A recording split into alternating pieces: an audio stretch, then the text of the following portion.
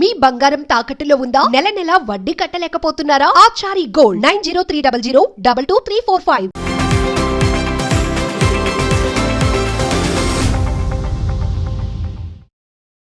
నమస్తే, welcome to మ్యాగ్ని TV. నేను ఆదిత్య. ఇప్పుడు ఆంధ్రప్రదేశ్ రాజకీయాలు మొత్తం కూడా సింగయ్య మృతికి సంబంధించినటువంటి అంశంలో భాగంగానే తిరుగుతున్నాయేమో అనిపిస్తుంది.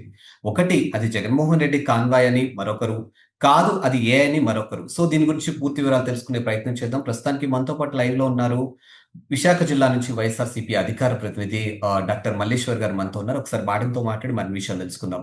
మేడం నమస్తే. మేడం నమస్తే.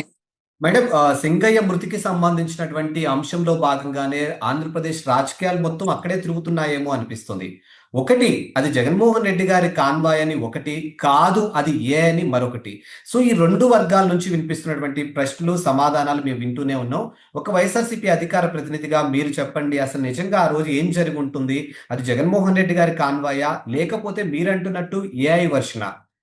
సార్, నా పర్సనల్ ఫీలింగ్ అడిగితే నేను అనుకుంది ఏంటి అని అంటే, అది చూస్తే బిఫోర్ వీడియో వాళ్ళు ఇప్పుడు ఏది ఒక 5 రోజుల తర్వాత వాళ్ళ యొక్క యోగా డే ఫెయిల్ అయిపోయిన తర్వాత, జనాల్లో అది షేమ్ అయిపోయిన తర్వాత, ఇవాళ వచ్చి ఒక 5 రోజుల తర్వాత వాళ్ళు ఒక వీడియో రిలీజ్ చేశారు.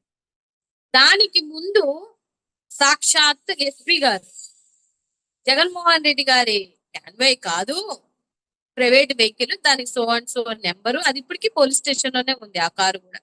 దాని ఓనర్ మీద కేసు పెట్టడం మళ్ళీ అదొక చాప్టర్, డిఫరెంట్ చాప్టర్. అది పక్కన పెడితే, అంటే ఒక కానిస్టేబుల్ లేకపోతే ఒక ఎస్ఐఓ లెవెల్ వాళ్ళు ప్రెస్ మీట్లు పెట్టి డిసైడ్ చేసి ఇది ఇదే, లేకపోతే ఈ సంఘటన ఇలా జరిగింది అని చెప్తే ఓకే, మేబీ అనుకోవచ్చు ఒక్కొక్కసారి. ఒక ఎస్పీ లెవెల్ క్యాడర్ లో ఉన్నటువంటి ఒక వ్యక్తి, అది జగన్మోహన్ రెడ్డి గారి కాన్వాయ్ కాదు, సో అండ్ సో 101 కి సంబంధించినటువంటి ఒక ప్రైవేట్ వెహికల్, దాన్ని గుద్దే ఇతను మరణించాడు అన్న ఒక విషయాన్ని ఆయన చెప్పిన తర్వాత సోషల్ మీడియాలో ఎక్కడో ఒక వీడియో వైరల్ అయ్యింటే నేనైతే అది ఏ వీడియోనే అనుకుంటాను సార్. ఎందుకంటే 4000 కేజీలు ఎంతో ఉంటది బరువు, 400 కేజీలు సంథింగ్. అంత బరువు ఉన్నటువంటి ఒక కారు తల మీద ఎక్కితే తల పిచ్చలైపోతారు అక్కడే ఆన్ స్పాట్. అక్కడ వీడియో, తర్వాత అతన్ని అంబులెన్స్ కి తీసుకెళ్తున్నటువంటి వీడియో.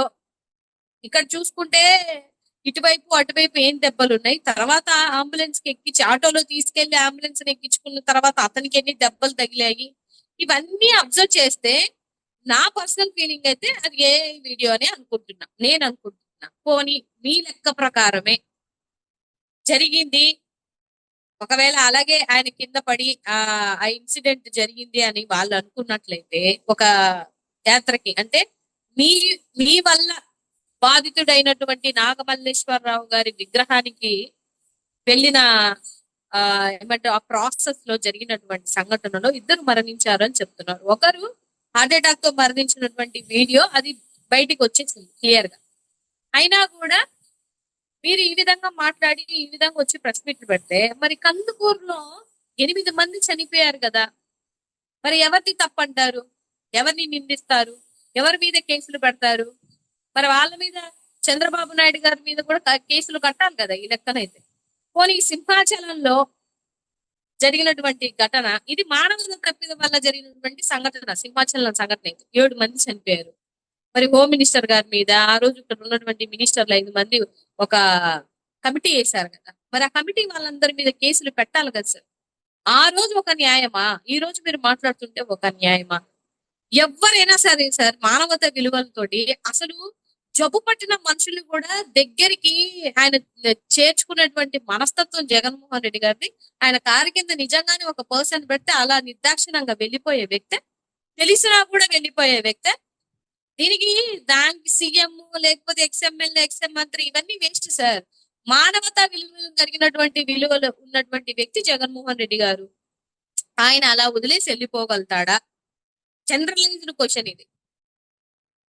మీరు నీచ రాజకీయాలు చేస్తుంది మీరు, నీచ రాజకీయాలు ఆపాదిస్తుంది మీరు. ఇవాళ మాట్లాడుతున్నటువంటి హోమ్ మినిస్టర్ అనిత గారు గతంలో మరి మీరు మాట్లాడారు కదా, ఒకసారి మీరు మాట్లాడిన వీడియోని ఇప్పుడు బయటికి హల్చల్ వస్తున్నాయి. నా దగ్గర ఇంకో ఫోన్ ఉంటే చూపిద్దు వీడియోస్. ఎంత ఘోరాతి ఘోరంగా ఆ రోజేమో కందుకూరి విషయంలో మా కార్యకర్త చనిపోతే మీ పెత్తనాలేంది? ఇంత నీచమైన రాజకీయాలు చేస్తారా మీరు? అది మా తప్పిదం ఎలాగవుతుంది? ప్రభుత్వాన్ని తప్పు, ప్రభుత్వం అక్కడ సెక్యూరిటీ కల్పించలేని వాళ్ళది తప్పు అని చెప్పేసి మాట్లాడుతున్నటువంటి హోమ్ మినిస్టర్ అనిత గారు, మరి ఇవాళ ఒక ఎక్స్ సీఎం కి 139 మంది పోలీసుల భద్రత ఇవ్వాలి, చుట్టూ ఏమంటారు రోప్ తో ఉన్నటువంటి సెక్యూరిటీ ఇవ్వాలి అన్న విషయం ఇవిడికి తెలియదా అండి? అంటే మీరు చేస్తేనేమో ఇంకా మరి అనకూడదు, వాళ్ళకేమో అన్ని ఆపాదించుకొని మాట్లాడతారు. నీచ రాజకీయాలు చేస్తుంది ఎవరండి? మీరు. ఆశ్చర్యం ఏంటంటే ఏ రోజు ఒక ఆడబిడ్డకు అన్యాయం జరిగితే ఆవిడ వచ్చి ప్రెస్ మీట్ పెట్టదు కానీ ఓన్లీ జగన్మోహన్ రెడ్డి గారిని తిట్టడానికి, భారతమ్మ గారిని తిట్టడానికి ఎందుకు ఆవిడకి ఆ పోస్ట్ ఇచ్చిందండి? హోమ్ మినిస్టర్ పోస్ట్ నాకు తెలియకడుగుతాను. ఇవాళ పవన్ కళ్యాణ్ గారు ఈ సంవత్సరం పాటు ఎక్కడికి వెళ్ళాడో, ఏం చేశాడో ఎవరికీ తెలియదు. అల్లప్పుడు ఎప్పుడో మెట్లు కడిగారు ఒక విషయంలో, సారీ చెప్పి ఆయన మెట్లు కడిగేసుకుని వెళ్ళిపోయారు. తర్వాత ఎన్ని అగత్యాలు జరిగాయండి రాష్ట్రంలో, ఎంత మంది మరణించారండి. 3 సంవత్సరాలు బిడ్డ మరణించినా ఒక ప్రెస్ మీట్ లేదు. మీ సొంత నియోజకవర్గంలోని దళితుల్ని బహిష్కరించిన ఒక ప్రెస్ మీట్ లేదు, ఒక మాట లేదు. యువత బయటకు వచ్చి 2 చెప్పులతో కొట్టుకున్నా ఒక మాట లేదు. ఫీ రింబర్స్మెంట్ విషయంలోనూ ఒక మాట లేదు. రైతులు అల్లాడిపోతున్నా మాట లేదు. అట్లీస్ట్ నీ పంచాయతీ రాజ్కి సంబంధించిన మినిస్టర్లో అన్యాయం జరుగుతున్నా కూడా నువ్వు పట్టించుకోలేనటువంటి నువ్వు ఇవాళ వచ్చి ఏం మాట్లాడుతున్నావు నాకు అర్థం అవ్వట్లేదు. 20 సంవత్సరాలు మేమే వెళ్తాము, మా కూటమి ప్రభుత్వమే ఉందని చెప్తున్నటువంటి పవన్ కళ్యాణ్ గారు, నేను ఒక మాట సవాల్ విసురుతున్నా, 20 నెలలు ఈ కూటమి ప్రభుత్వంలో మీరు కలిసి ఉండండి, దాని తర్వాత 20 సంవత్సరాల రాజకీయం కోసం మనం మాట్లాడొచ్చు. ఎవరికి కావాలండి ఇదంతా? రాష్ట్రంలో ఉన్నటువంటి వాళ్ళకి ఎవడో ఒకడు ప్లకార్డ్ పట్టుకున్నాడు, దాని మీద రప్ప రప్ప డైలాగ్ ఉంది, దానికోసం 1 వీక్ నుంచి సిగ్గు లేకుండా మీరు ప్రెస్ మీట్లు పెడుతున్నారు. ఇది అవసరమా రాష్ట్రంలో ఉన్నటువంటి ప్రజలకి? మేడం, దానిపైనే AP deputy CM Pawan Kalyan garu కూడా నిన్న రెస్పాండ్ అవ్వడం జరిగింది. ఎవరైతే సినిమా డైలాగులు వాడి రాజకీయాల్లో ఈ టాపిక్స్ అన్ని తీసుకొస్తారో తాట తీస్తాము అనే కోణంలో ఆయన మాట్లాడారు అనే అంశాలపైన మీ వాళ్ళు కౌంటర్ ఇస్తున్నటువంటి అంశాలు కూడా మేము చూస్తూనే ఉన్నాం. సో దీనిపై మీ కామెంట్ ఏంటి అసలు? సార్ ఆయన అన్న 1 మినిట్ లోనే నార తీస్తా ఒక్కొక్కడికి తొక్కి బట్టి అని అన్నాడు.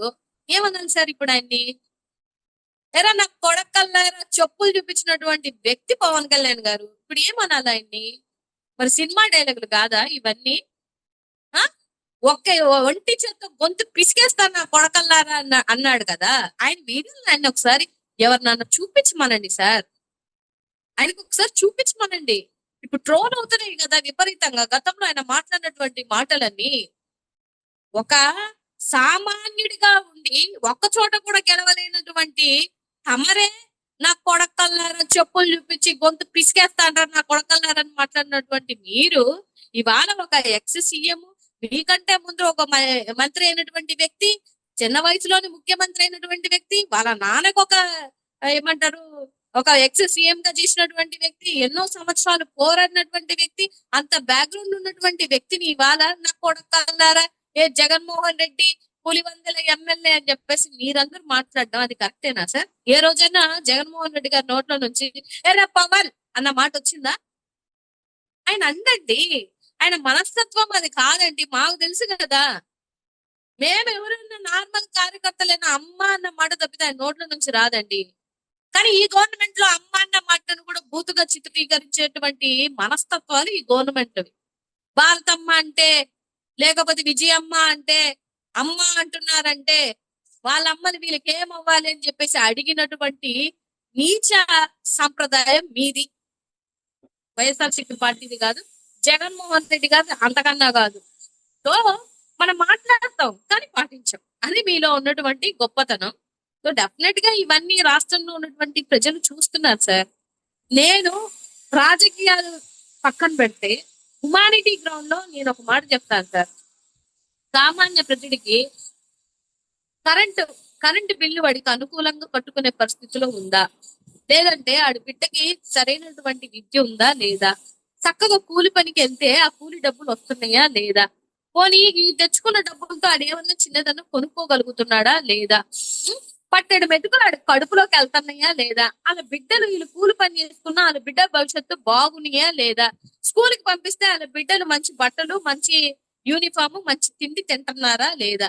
ఇంతకు మించి సామాన్య ప్రజడికి నువ్వెవడినో రప్ప అన్నావు, లేకపోతే ఇంకో సినిమా డైలాగ్ కొట్టావు, లేకపోతే నువ్వు తొక్క తీసిన ఆరదీస్తానంటున్నావు, లేకపోతే నువ్వెక్కడో ఏదో జరిగిన విషయాలు, ఇవన్నీ వాళ్ళకి అవసరం లేదు సార్.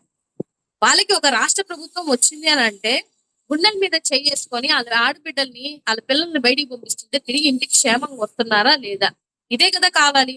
ఇది రాష్ట్ర ప్రభుత్వంలో ఇవాళ ఉందా లేదా, ఇది ఒక్కదానికి సమాధానం చెప్పమనండి. మిగతాదంతా అన్నెసరీ డిస్కషన్, మీ నీచ రాజకీయాల కోసం ఏవేవో లేవనెత్తి మాట్లాడుతున్నారే తప్ప రాష్ట్ర ప్రజలకి, ఆ మహిళకి అసలు ఇవాళ భరోసా ఉందా?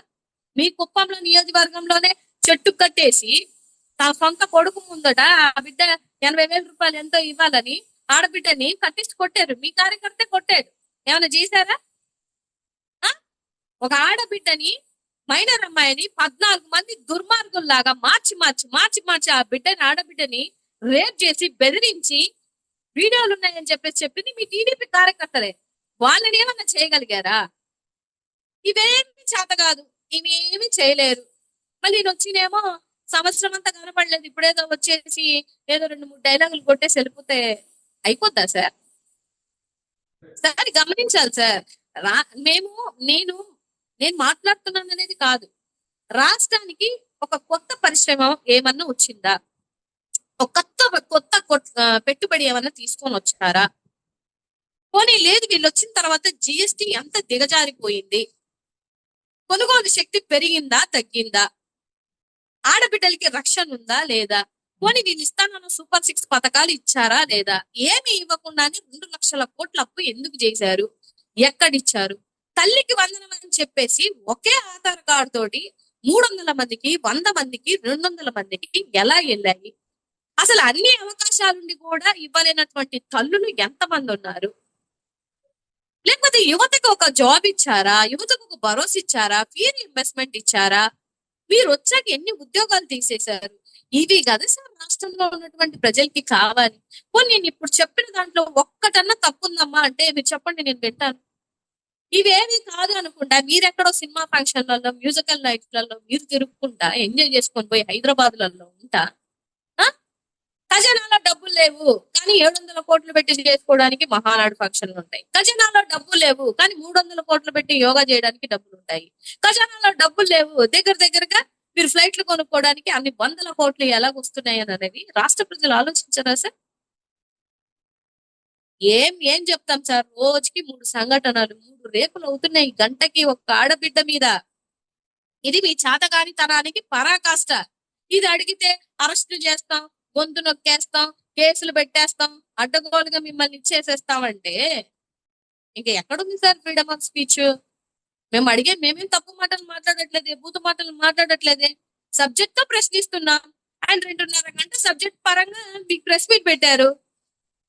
మీకు చేతనైతే ఏం చేయాలి సార్? చేతనైతే ఆయన చెప్పిన లెక్కలు ఏమన్నా తప్పుగా ఉంటే, ఆయన చెప్పినటువంటి సబ్జెక్ట్ ఏమన్నా తప్పుగా ఉంటే వచ్చి ప్రెస్ మీట్లు పెట్టమనండి, మేము కూడా యాక్సెప్ట్ చేస్తాం. లేదు నరుకుతాం, తలలు తీసేస్తామని ఆ బుచ్చయ్య చౌదరి ఎవరు వచ్చి మాట్లాడతాడు, ఈవిడొచ్చి ఇంకేదో మాట్లాడుతుంది. ఈవిడ ఏ రోజు వచ్చి ఆడబిడ్డల కోసం ప్రెస్ మీట్ పెట్టమంటే పెట్టదు.